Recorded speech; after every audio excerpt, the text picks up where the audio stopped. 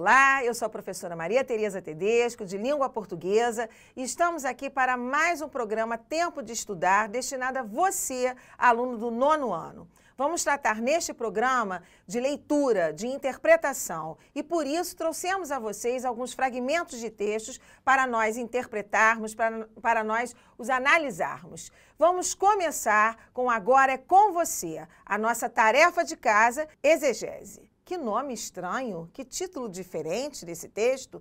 Mas que quer dizer esse poema? Perguntou-me alarmada a boa senhora. E que quer dizer uma nuvem? Retruquei triunfante. Uma nuvem, diz ela. Uma nuvem, umas vezes quer dizer chuva, outras vezes bom tempo.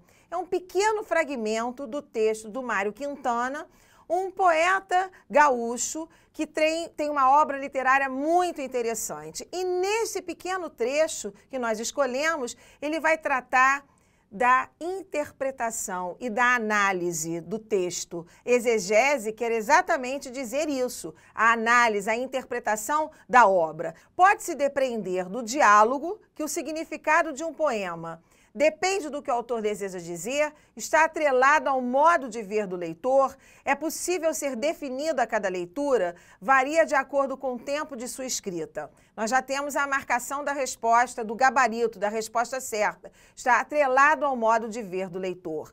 Por que é um diálogo? Marcado, então, pelo travessão, que marca a conversa e os verbos de dizer. Perguntou, retruquei.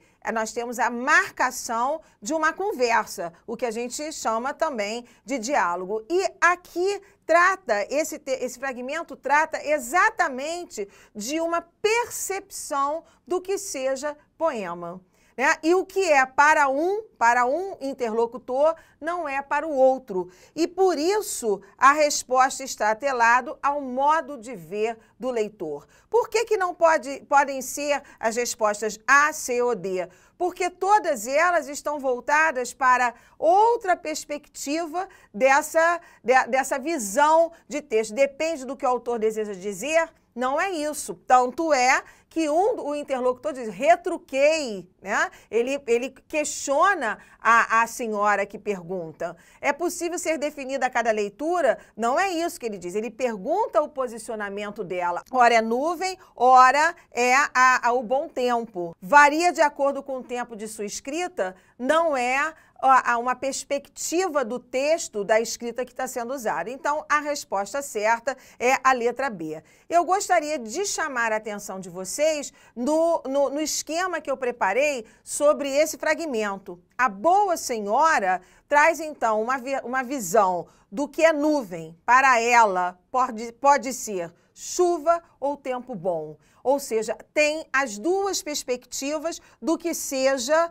né, a nuvem, o que traz o quê? A relação de análise e interpretação do texto. E hoje eu quero tratar com vocês de um assunto muito importante, que é o que você pensa sobre isso? Isso é fato? Isso é opinião? Esse é o tema do Tempo de Estudar hoje. Então, voltando ao texto da exegese, o que nós temos? No diálogo, nas duas conversas, na conversa estabelecida, nós temos, na verdade, opiniões sobre o que é poema. Na primeira fala, o autor pergunta, mas o que quer dizer esse poema? Perguntou-me alarmada a boa senhora. E todo o texto vai se destrinchar a partir do quê?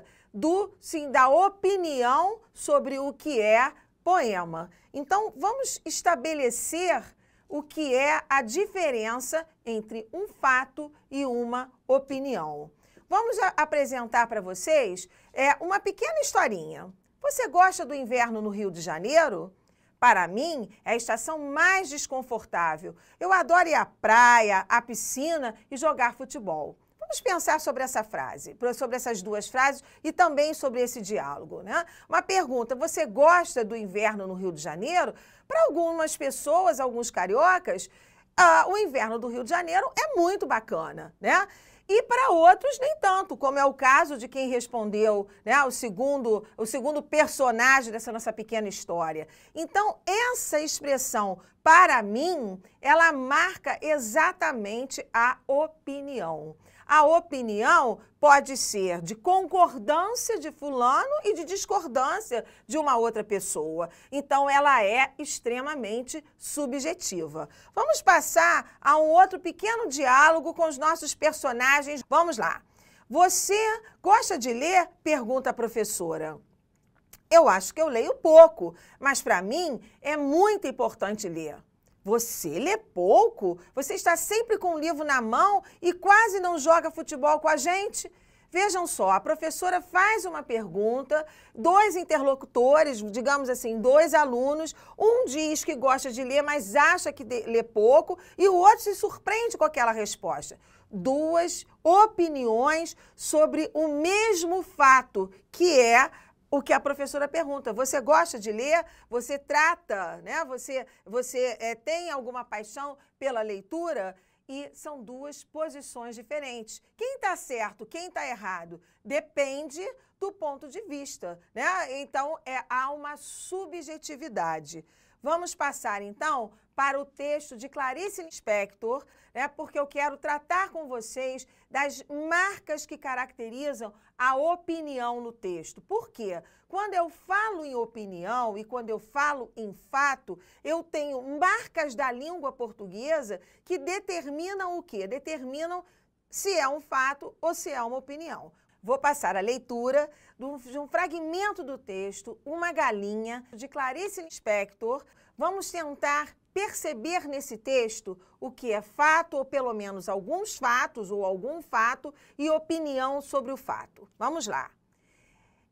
Era uma galinha de domingo, ainda viva porque não passava de 9 horas da manhã. Parecia calma. Desde sábado encolhera-se num canto da cozinha. Não olhava para ninguém, ninguém olhava para ela. Mesmo quando a escolhera, apalpando sua intimidade com indiferença, não souberam dizer se era gorda ou magra. Nunca se adivinharia nela um anseio. Então, o que nós temos logo no primeiro parágrafo? Um fato. Era uma galinha de domingo, ainda viva porque não passava das 9 horas, ainda era muito cedo, ainda não tiveram, né, a ação de matar a galinha para fazê-la para o almoço. E o narrador diz, parecia calma. Ela estava efetivamente calma? Não se sabe. Na visão da galinha ou na visão de alguém que esteja vendo aquela cena. Então, este verbo parecia e esse adjetivo que qualifica a calma, né, determinam aí a situação caracterizando a opinião do narrador a respeito da galinha. Então, eu tenho uma expressão como no texto anterior, para mim, que pode marcar a opinião do narrador ou do personagem. Eu tenho parecia calma, o verbo mais o adjetivo, que podem determinar um ponto de vista, uma opinião do narrador ou do personagem em relação a um fato. Agora, vamos a uma explicação, vamos dizer assim, uma sistematização do que é fato e opinião. O fato é algo acontecido ou que vai acontecer. Esse fato pode ser real ou ele pode ser ficcional. Pode ser de conhecimento das pessoas ou de um grupo de pessoas, não importa, né? E lógico, se você tem o texto literário, você tem um fato fictício, um fato imaginário. A opinião é uma maneira particular de olhar um fato. A opinião vai variar de acordo com múltiplos fatores que nós chamamos de fatores socioculturais. Não precisa ter comprovações. Eu penso assim e eu não preciso comprovar a minha opinião necessariamente. Por que eu estou enfatizando isso, meu querido aluno do 9º ano? Porque isso vai se diferenciar de tese, né? Que é uma característica muito importante do texto dissertativo, que é o texto em que a gente defende um ponto de vista. No texto dissertativo, a tese, ela tem que ser sustentada. O que difere a tese da opinião? A opinião, eu não preciso necessariamente de uma comprovação. Eu vou apresentar para vocês agora um texto que eu acho que vai deixar muito clara essa situação. Mordomias caninas. Com um ramo de flores na mão, chego para a minha primeira visita à residência de um casal. As luzes acesas, o clima de festa para um jantar que será inesquecível, mas não como eu fantasiava. Entro pelo portão automático e ouço. Grrr. 2 filas correm ferozmente em minha direção. Quase enterro o rosto nas flores. A anfitriã sorri docemente. Eles não fazem nada. Fique quietinho para se acostumarem com você. São como 2 crianças. Pode ser, embora meninos não tenham dentes desse tamanho. Gostaram de você. Fique cuidando deles enquanto meu marido toma banho e eu preparo um drink. Sinto uma coceira na orelha. Inútil. Cada vez que ergo o braço, ambos rosnam. Fico tão estático quanto a múmia de Ramsés II, até que o marido chega exultante. Que bom que você se deu bem com os cachorros! O que nós temos aqui?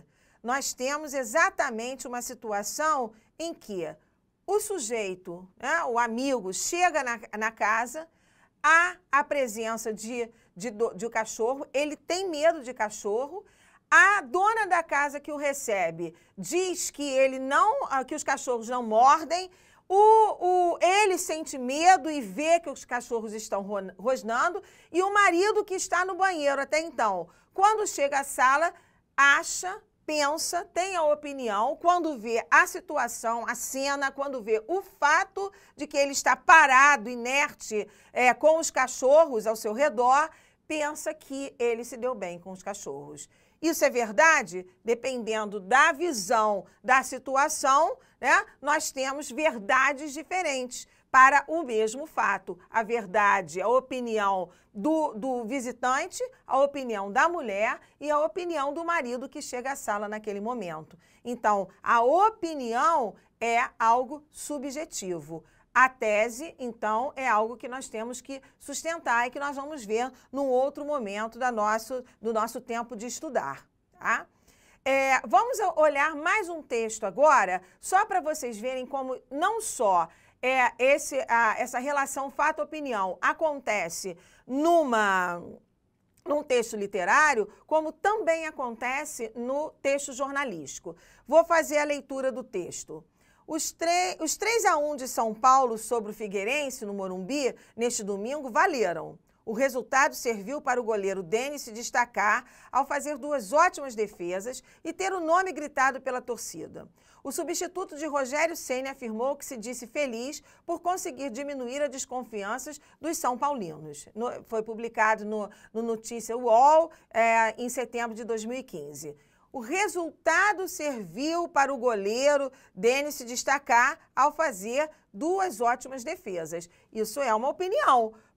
Certamente, para a bola, para o jogador que teve sua bola defendida, aquelas não foram excelentes defesas ocorridas. Então, é uma opinião. Pode ter sido do ponto de vista técnico, mas que barbaridade aquele goleiro ter defendido aquela bola que foi jogada pelo nosso time. Então, a opinião, ela é, mais uma vez, eu reitero, ela é subjetiva. Vamos analisar um outro texto ainda.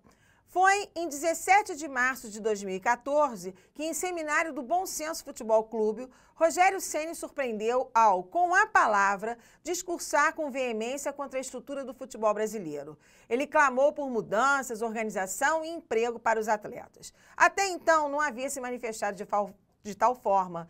Pelo peso que tem, foi animador vê-lo voluntariamente envolvido em movimento tão importante para melhorar o futebol no país, mesmo discordando de um ou outro ponto, algo absolutamente natural.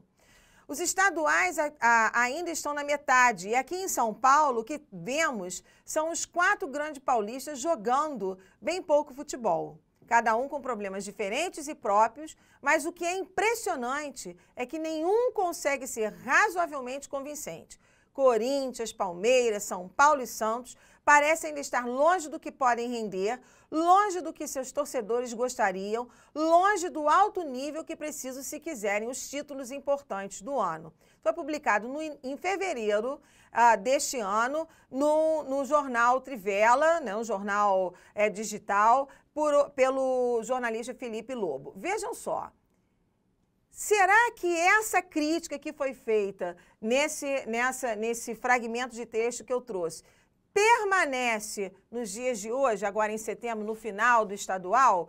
Quem conhece futebol sabe que, na verdade, essa performance, esse desempenho dos times já se diferenciou. Então, naquele momento, era uma opinião. E aí, no futebol, isso é muito comum, né? Eu opino, mas eu não tenho necessariamente uma base, uma tese, uma sustentação, porque tenho uma visão mais subjetiva. Agora é a sua vez. Essa é a sua tarefa sobre o tema do nosso encontro de hoje. Mania de explicação. É um fragmento de texto que eu passo a leitura. Era uma menina que gostava de inventar uma explicação para cada coisa. Ela achava o mundo do lado de fora um pouquinho complicado. Se cada um simplificasse as coisas, o mundo podia ser mais fácil, ela pensava. Então tentava simplificar o mundo dentro de sua cabeça. Existem vários jeitos de entender o mundo. Ela tentava explicar de um jeito que ele ficasse mais bonito. Essa menina pensa que é filósofa, as pessoas falavam. Filósofo é quem, em vez de ver televisão, prefere ficar pensando pensamentos. Eu quero só explicar para vocês o seguinte, essa questão de leitura, ela é um pouquinho mais recheada. Os trechos que expressam, respectivamente, opinião da menina e opinião sobre a menina são, então, respectivamente, por quê? Eu tenho em cada opção de resposta 2 trechos. Um referente a quê? A opinião da menina. A menina esboçou uma opinião sobre um fato.